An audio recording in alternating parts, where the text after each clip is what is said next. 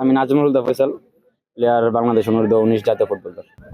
First of all এখানে যে আমাদের তিনজন ফরেন প্লেয়ার আছে তারা খুবই ভালো প্লেয়ার, ওদের স্কিল অনেক ভালো। ওদের সাথে আমরা 3-4 দিন হয়েছে আমরা ওদের সাথে কাজ করতেছি।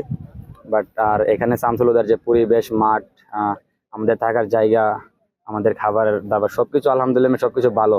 আমাদের দারুণ একটা প্রস্তুতি হচ্ছে। আর সবচেয়ে বড় কথা হচ্ছে আমাদের যে হেড কোচ অনেক অভিজ্ঞ এবং বাংলাদেশের অনেক সুনামধন্য একজন কোচ।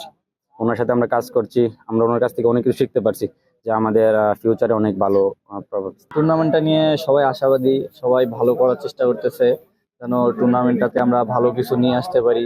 সবসময় তো গত 2 বছর 17 ফাইনাল খেলে রানার্স আপ হয়েছে, চ্যাম্পিয়ন হতে পারিনি। তো সবার মধ্যে সেই চ্যাম্পিয়ন হওয়ার খিদাটা আছে। এবার সবাই ভালো করতেছে, চ্যাম্পিয়ন হইতে চাই। আমাদের সাথে বিদেশে আছে, ওরাও ভালো, ওরা সাপোর্ট দিলে আমরা ভালো একটা রেজাল্ট করবো। হ্যাঁ, 35 জন থেকে 23 জন হবে। সবাই তো স্কোয়াডের সাথে যাইতে পারে না, 23 জন হয়। তো সবাই ফাইট করতেছে, যার যার পারফরমেন্স শো করতেছে। যে বেটার করবে তারই তো কোচ নিবে, সেটা কোচ বুঝবে। সবাই ভালো করতেছে।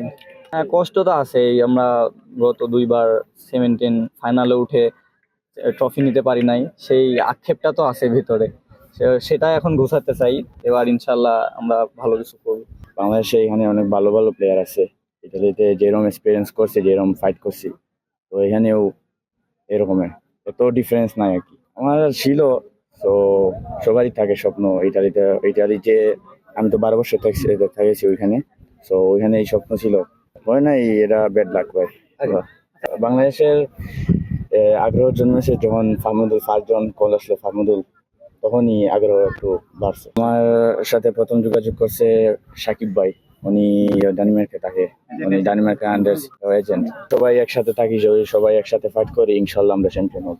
আমি তো এখানে আসছি আমার দেশ, আমি আমার দেশকে রিপ্রেজেন্ট করতে আসছি। তো আমি প্রতিদিন আমার বেস্টটা দিতে চাই।